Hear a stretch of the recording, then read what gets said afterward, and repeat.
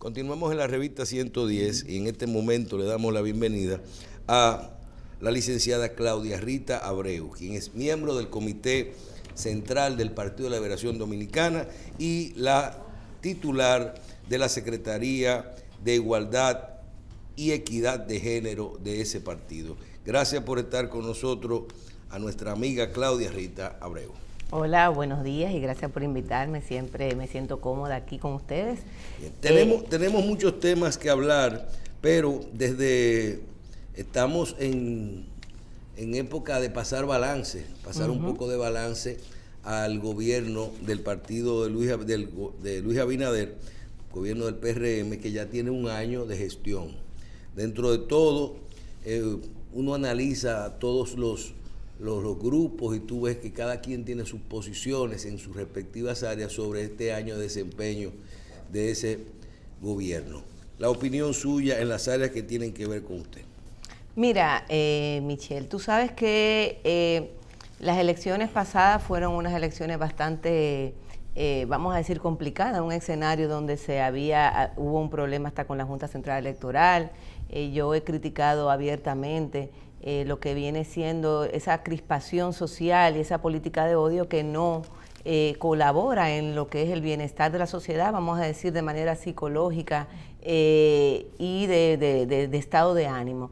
Independientemente de eso, se hizo unas grandes promesas y bueno, parte de la población pues fue lo que se entusiasmó para que pasara al poder el partido que hoy gobierna. Sin embargo, en un año de gestión no se han visto grandes cambios ni grandes avances. O sea, en realidad, por ejemplo, en el caso de la mujer, que es uno de los casos que me atañe por ser la titular de Igualdad y Equidad de Género en el PLD, pues se prometió un plan que se anunció desde el Palacio, un plan estratégico para las mujeres libres de violencia en la República Dominicana, pero no se ha visto los resultados. Solamente los 5 primeros meses de este año, en comparación con el pasado, los feminicidios han subido en un 72% y eso es una tasa muy, muy alta.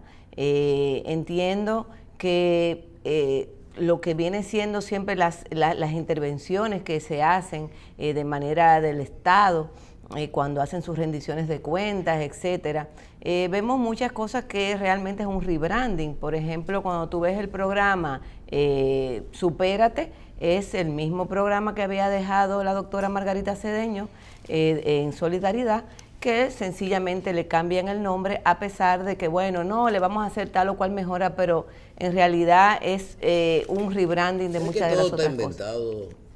Todo está inventado, es cierto, pero por ejemplo, yo creo que, y siempre tú sabes que esa ha sido mi línea, darle seguridad a las personas en que las cosas van a continuar de manera fortalecida. Yo siempre he entendido que es importante en la política y es algo que muchos políticos se olvidan de eso, porque es una realidad que en la República Dominicana lamentablemente a veces es querer decir lo hice yo y no lo estoy haciendo o cómo lo estoy haciendo. Entonces eso para mí es muy penoso. Por ejemplo, cuando yo veo que en el Ministerio de Educación dicen que no encontramos un currículum de tal forma, yo digo, no, pero es que es como que tú fueras al Congreso como diputado y tú dijeras que yo me encontré una constitución. Tú no te encuentras una constitución, la constitución está ahí.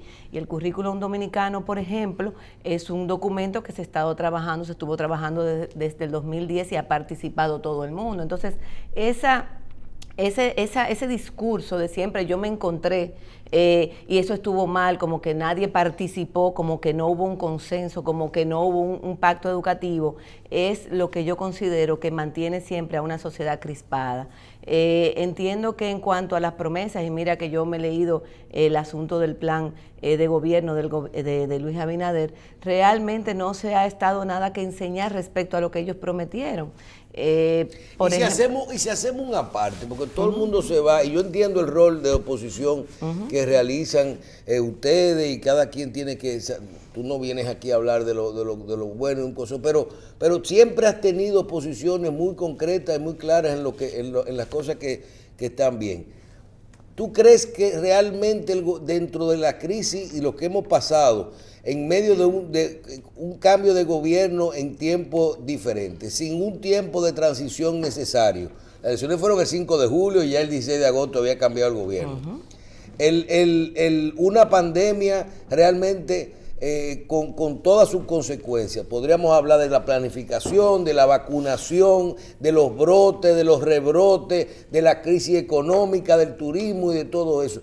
¿Tú crees que nosotros realmente debemos de medir las ejecutorias del gobierno en función de su plan de gobierno o en función del contexto de lo que ellos encontraron? Bueno, muchas de las cosas del plan de gobierno sí se pueden ejecutar a pesar del COVID. Hay otras que quizás no. Evidentemente, cuando se ve la población en una pandemia como la que estamos, un caso sui generis, a la que se llegó a gobernar a sabiendas de que eso sucedía, eso no implica, por ejemplo, que tú veas esa falta de coordinación que hay entre las instituciones que se contradicen de manera constante. Por ejemplo, cada vez que hay un instrumento como una licitación, es muy normal que aparezca entonces otra persona de otra institución quejándose de que no se hizo así o no se hizo así, no tienen esa capacidad de coordinación, hay mucha improvisación. Al tema de lo que es el estado de emergencia se le ha sacado mucho provecho, no solamente político, también mercadológico. Por ejemplo, a pesar de que la ley de las telecomunicaciones indica que cuando se está en un estado de emergencia, el Estado puede hacer uso del espectro de manera conveniente para lo que se necesite, en realidad, pues, lo que se ha hecho es una licitación, o ni siquiera una licitación, perdón, se ha hecho una otorgación, se le ha otorgado a las emisoras una cantidad enorme de dinero para el asunto de las clases en televisión, y realmente de alguna manera u otra ya las empresas televisoras pues se vuelven en muchos casos clientes del gobierno y por ende tampoco se presentan las cosas que están afectando al país de manera constante. Por ejemplo, la canasta básica ha subido. Pero por ejemplo se salvó el año escolar con esa forma de Mira, educación. Michelle, lo que pasa es que, por ejemplo, tú pudieras estar de acuerdo con los niveles de calidad. No, yo no estoy en desacuerdo con que tú utilices la televisión o los medios tradicionales para dar clases. Eso no es algo nuevo ni que se inventó ahora. Por ejemplo, Radio Santa María de toda la vida ha dado clases por radio y es un ejemplo a seguir. Ellos se quejaron de que incluso hasta lo dejaron afuera, pero Radio Santa María tenía todo el currículum, incluso de primaria, dando clases de toda la vida, de que yo era niña.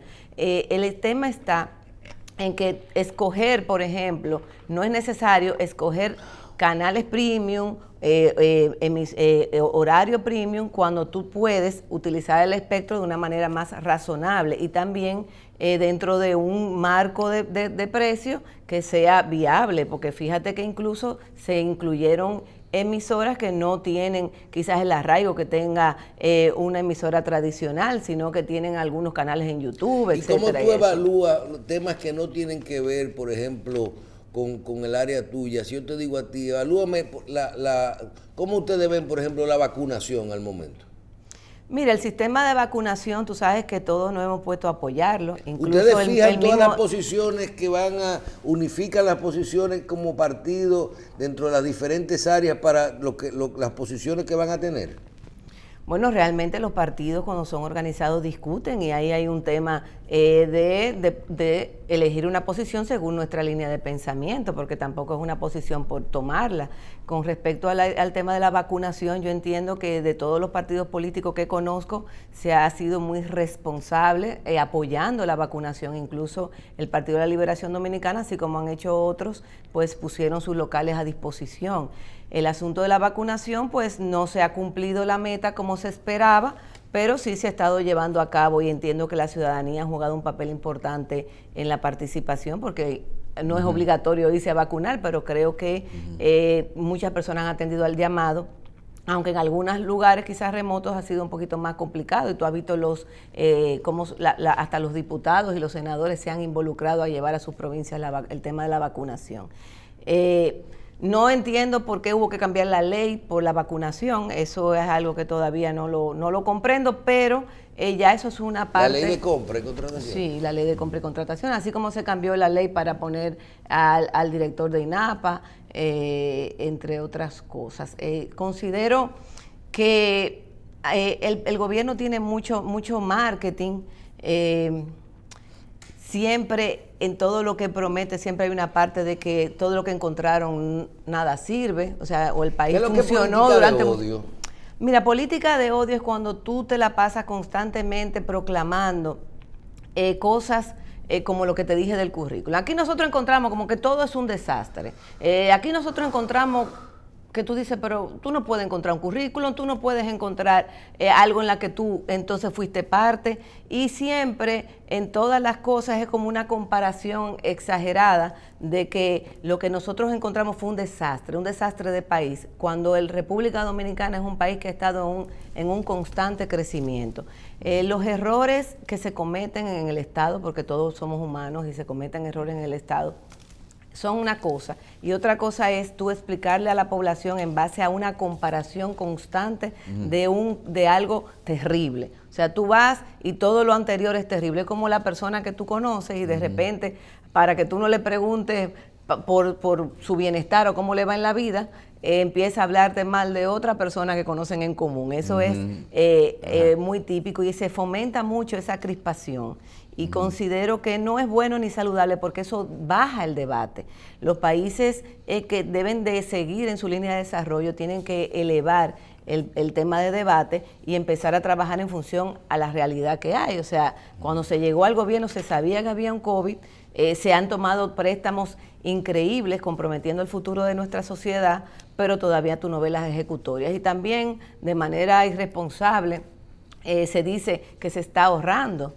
¿Pero ahorrando qué? Porque si yo tengo un presupuesto para hacer un proyecto y yo el proyecto no lo ejecuto al 100%, yo no lo estoy ahorrando, yo lo que estoy dejando de ejecutarlo. Cuando tú estás en el gobierno y tú hay algo que no ejecutas, vamos a llamarlo así, es un ahorro.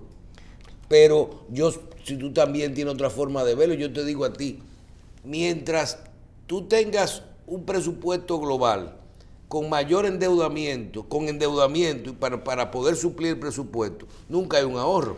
Bueno, Michelle, pero vamos a ver, si tú tienes un proyecto que tú vas, por ejemplo, a decir que voy a vacunar el 80% de la población y nada más vacunaste el 50%, no es un ahorro, es que tú no has podido vacunar la otra parte, por darte un ejemplo. No es lo que tú no ejecutas, no es un asunto de que tú lo ahorraste. El ahorro es cuando tú, por ejemplo, o superas una meta con un mismo presupuesto, o, por ejemplo, logras la meta estipulada con menos cantidad. Cuando tú eliminas 50,000 empleados, es un ahorro. Tú puedes decir lo que es un ahorro, pero si tú entonces pones 50 más o pones 25 con el salario de 50 o se lo triplica, pues entonces la nómina lo que han hecho es subir y no bajar. Entonces da lo mismo a veces decir la nómina bajó de personas, pero sigue siendo en cantidad mayor o incluso en algunos casos se ha llegado a duplicar.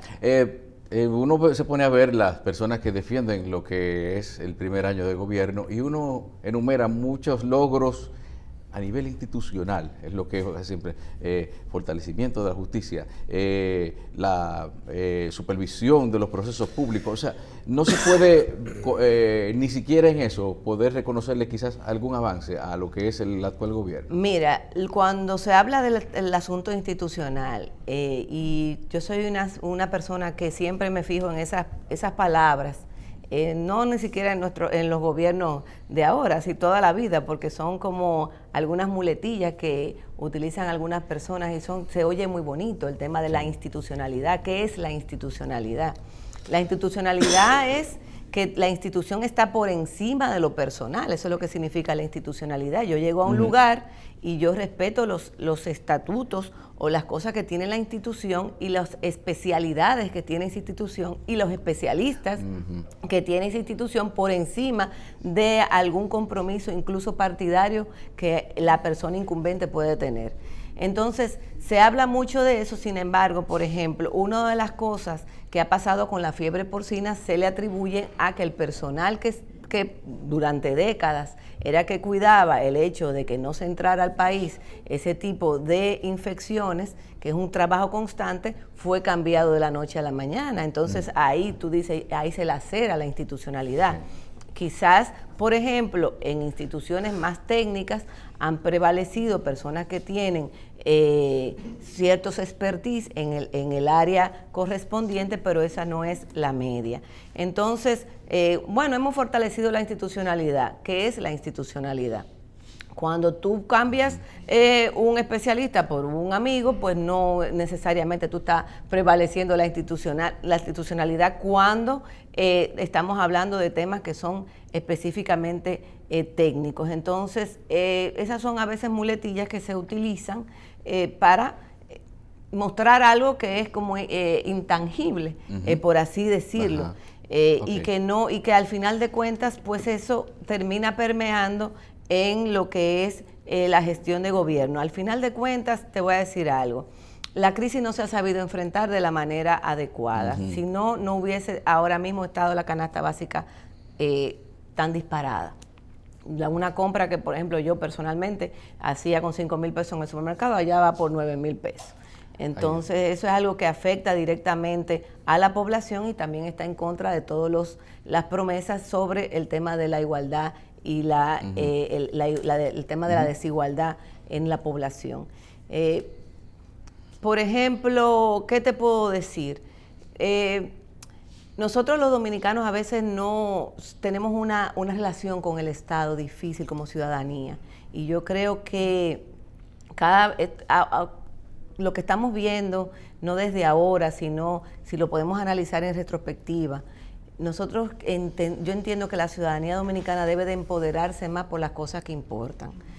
Yo siempre dije que cuando vine aquí a este programa a defender la ley de partidos, decía que realmente la ley de partidos no debía haberse llamado ley de partidos políticos, debía haberse llamado ley de los ciudadanos para controlar a los partidos. Ajá. Sin embargo, la ciudadanía no se empoderó con eso. Nunca hubo... Porque no le importa. Porque no le importa. Entonces, había un capítulo muy importante ahí, que era el que personas como yo defendíamos mucho, que era el asunto de cómo el asunto de la parte del dinero, de cómo los partidos recaudan para llegar al poder.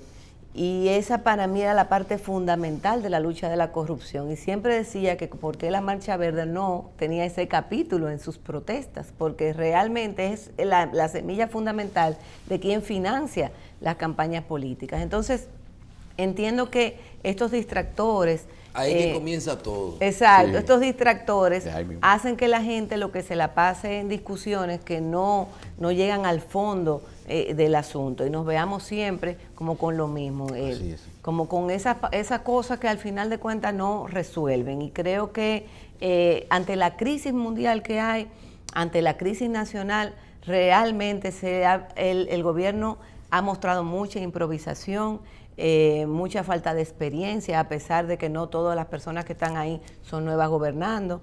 Y nos preocupa también porque al fin y al cabo cuando hay una crisis económica, pues eso nos afecta a todos y a todas. La lucha contra la corrupción, la justicia independiente, ¿cuál es la posición del PLD en este momento?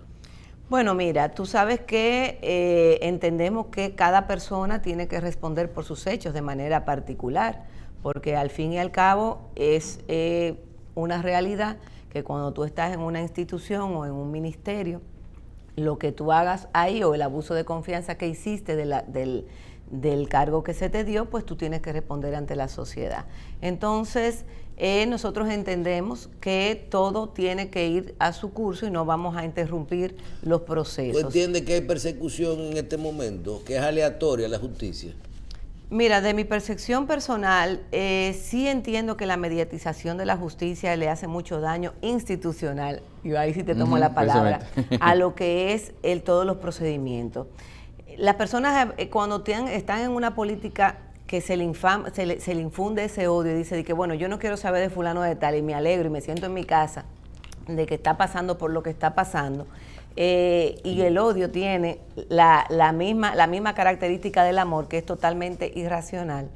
cuando tú te pones a pensar y dices, óyeme, una cosa es que una persona sea o no sea culpable, otra cosa es que los procedimientos que se llevan a cabo no sean los correctos. Y eso a la larga causa muchos problemas, porque cuando tú no respetas los procedimientos, no los respetas con otro, no los van a respetar contigo el día que alguien tenga una hazaña personal contra ti. Entonces, en ese caso, vamos a ver qué va a pasar. Nosotros vemos como ya en otros países, por ejemplo, mira el caso de Lula da Silva, que fue condenado y fue perseguido y está, no solamente eso, que casi es presidente del país. Entonces, son cosas mediatizadas, en algunos casos se nota la diferencia en que se trata un caso sobre otro, en cuanto a la cobertura que tiene, en cuanto a los resultados que tiene, entonces es así. Hay un proceso en el Congreso Dominicano que es la aprobación del Código Penal. En esa aprobación, aunque no se ha podido todavía aprobar de forma definitiva, veo que ayer inclusive pusieron en la nueva legislatura. Sabemos que se quedaron las causales afuera, totalmente se quedaron fuera, y vamos a manejar esto por una ley aparte, aunque hay algo de una causal en el proyecto que está en aprobación. ¿Tú eres partidaria de que esto debió ahora que incluirse de nuevo con las otras modificaciones, o definitivamente dejarlo como un proyecto afuera para poder tener un código? Mira, para mí eso es una posición que siempre he tenido y nunca he engañado a nadie. Incluso cuando me postulé para la Secretaría de Igualdad y Equidad de Género desde el principio, he sido muy abierta respecto a que yo estoy a favor de la despenalización del aborto en las 3 causales. En el código no solamente fue que lo dejaron fuera, fue que incluyeron temas donde a la mujer se le puede meter presa por algún indicio que tenga que ver con que haya tomado alguna sustancia para liberarse de un embarazo o cualquier cosa de ese tipo. Entonces, es un tema que al final de cuentas, yo lo que siempre veo que todo el mundo empieza, que es un tema delicado, que eso no se puede hablar, que acaba de decir la iglesia, que acaba de decir tal cual, pero esa costilla de la situación de vulnerabilidad en la que se encuentra la mujer, que es la que puede ser violada, la que puede tener un embarazo inviable o ser víctima de incesto en su casa. O sea, es una situación muy difícil. Incluso le voy a decir algo a quienes no se acuerdan. Las causales en sí fue una negociación con la iglesia, las causales en sí, porque recuérdate que muchas personas... O sea, que tú estabas de acuerdo con el aborto en pleno, la despenalización del aborto. Yo no tengo problema con eso, porque yo he vivido en países donde eso existe y yo veo la sociedad y yo no le veo nada diferente. No veo personas que andan en la calle ni mujeres embarazándose por gusto, o sea, eso no pasa así. Sin embargo, entiendo que ya las 3 causales es una negociación factible, porque al fin y al cabo no es un aborto... ¿Tú dices que eso se negoció con la iglesia? Claro que sí, en su momento, 2011, por ahí, por esa fecha. Esa fue lo que se negoció con la iglesia, como está bien. Pero no vamos a tener el aborto abierto, sino que en 3 causales. Eso es. Mándale eso al Congreso. Eso no, es que hay mucha gente que está desde ese entonces, e incluso creo que de eso pudiera hablar los que estaban en ese momento ahí, porque cuando eso creo que hasta Minú era diputada y todo eso. Entonces, eso fue una negociación que se hizo, como sí. Pero por lo menos en estos 3 casos, por lo menos lo mínimo que se puede hacer, o sea, de una mujer lo que sufre cuando se ve con un embarazo que no es viable y que puede morirse el niño dentro y que le va a causar una septicemia, y si no es atendida a tiempo también puede perder ella la vida. Tú conoces... Y ahí te voy a decir algo, Michelle. El gobierno o el partido de gobierno se portó mal, porque en ese sentido parte de la población que estaba esperando, ellos se comprometieron con ese grupo de mujeres. Pero el presidente nunca estaba a favor de eso. ¿Cómo que no? ¿Que el presidente nunca ha estado a favor de las 3 causales?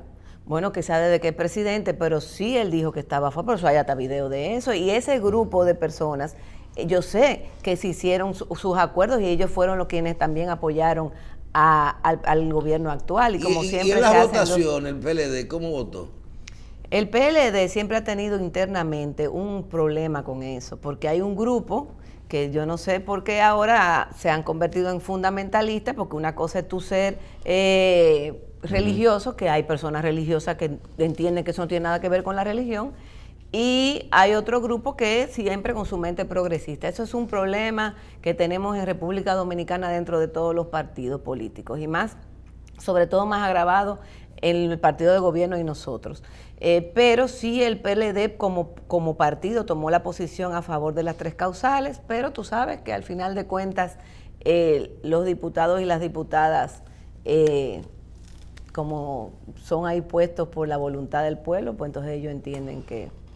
Tú has trabajado en telecomunicaciones y conoces bien todo lo que es cómo se manejan las telecomunicaciones y el tema de las tecnologías. Asimismo, en las áreas de educación. Hay un debate ya dentro del COVID, sin terminado la pandemia, con el miedo de que pueda haber rebrotes y todo esto.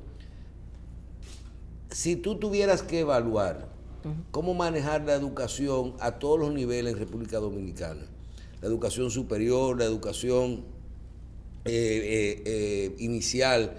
Por ejemplo, yo noté, que soy parte de una institución educativa, que en el caso de los niñitos, de los preescolares, eso es imposible manejarlo virtualmente.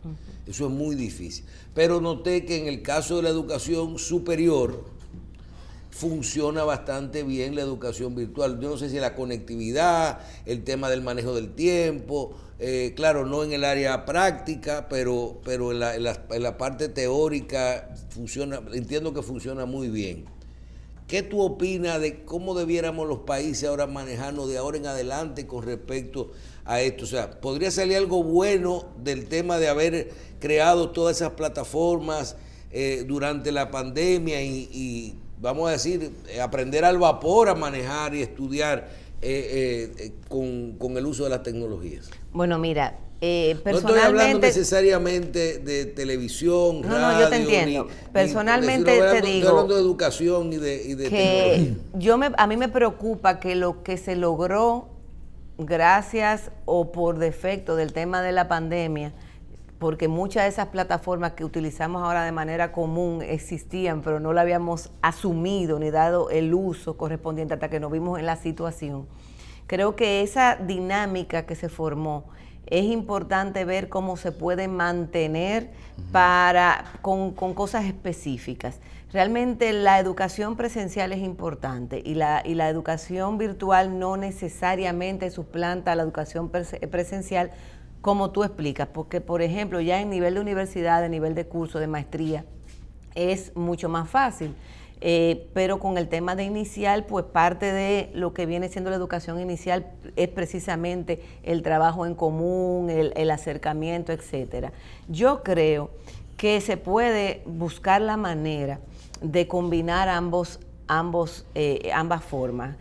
Utilizando las tecnologías, por ejemplo, quizás como una manera de que los estudiantes, porque sabe que cada estudiante es diferente y ese ha sido el gran problema siempre de la educación, que la educación quiere normar o encasillar a todas las personas como si fueran iguales, y la tecnología te da la oportunidad de que cada estudiante vaya desarrollándose según sus posibilidades. Es decir, hay una persona que entiende algo más rápido, pues pasa a lo próximo. Hay una persona que puede volver a ver y requete ver quizás un video para entender algo que no le captó la idea en un principio. Entiendo que utilizar ambas cosas es importante y siempre ya tener esto como alerta. Es como cuando los países te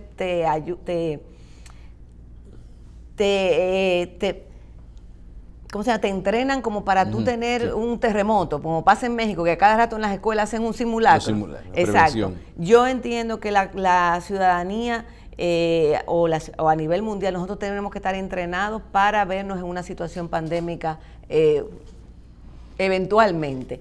Y lo que se ahorra también con el tema del uso de las plataformas, por ejemplo, no solamente en la educación, sino en el trabajo. El teletrabajo funciona, ayuda hasta con los tapones. Yo creo que hasta las empresas pudieran decir, mira, vamos a hacer que los empleados quizás no vengan de lunes a viernes, que vengan 3 veces a la semana y que algunas veces, y eso bajaría un poquito la cantidad de vehículos en la calle. Pero en lo que respecta a la educación, ya se anunció el año escolar presencial. Entiendo que ahora las escuelas, gracias a la cantidad de aulas que se construyeron en los gobiernos de Danilo Medina, pues son menos, no tienen menos estudiantes por aula. Yo me imagino que nos mantendremos evaluando cómo eso puede disparar o no disparar el asunto sanitario, pero vuelvo y digo, o sea, hay que tener siempre el tema, se siguen entregando equipos, nosotros también hicimos una entrega importante, o sea, entiendo que ya la educación per se cuenta con una serie de recursos tecnológicos y también recursos educativos digitales. Como titular de la Secretaría de Igualdad y Equidad de Género, queremos aprovechar para saber su opinión con respecto al lenguaje inclusivo en su uso en la educación en diferentes aspectos. Se ha debatido mucho y se ha hablado mucho de eso en estos días. Yo escribí un artículo sobre eso, déjame decirte, te lo voy a mandar. Ah, muy bien. Sí, mira, yo escribí un artículo precisamente hace como 3 semanas sobre eso, porque veo que se están estresando demasiado con el tema del lenguaje inclusivo. Todas. Exacto. Y yo creo que mi línea va más por el tema de la creatividad en el uso del lenguaje. Por ejemplo, se le ha atribuido a la E, que eso es el neutro. Exacto, es el neutro, pero entonces decimos los docentes, y en vez de decir o los y las docentes, o mejor, que es lo que a mí más me gusta, el personal docente, ya tú resuelves el problema.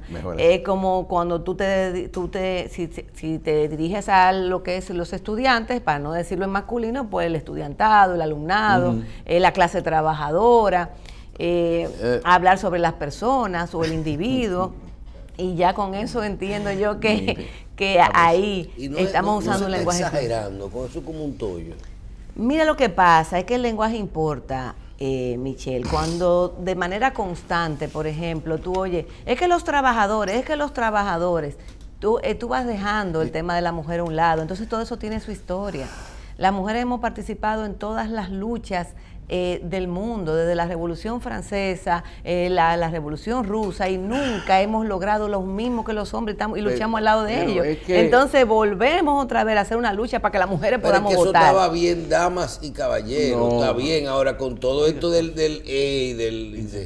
eso tiene la vida entera funcionando bien. Personas, lo que yo no estoy de acuerdo es que personas, espérate, aquí nadie deja de ser persona, porque lo que hay en la clase humana somos personas. A uno le llama la atención también que a veces en momentos de mucha crisis todo eso se va a la porra, como que todo el mundo habla como habla siempre.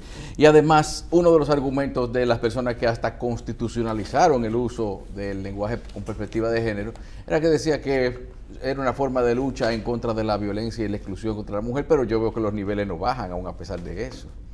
Sí, pero fíjate que ya las mujeres, aunque sea poco a poco, van escalando en las áreas políticas, sociales, todavía, déjame decir algo, con el tema de lo que es la participación de la mujer en la política, todavía vemos, por ejemplo, en cuanto a la cantidad de ministros, nada más hay como 4 ministras, una de ellas sin cartel, pero es ministra, siempre no hay paridad, pero mira, tampoco era lo mismo. Tú sabes que ese es uno de los programas más interesantes que uno puede hacer contigo, que es la participación de las mujeres en política.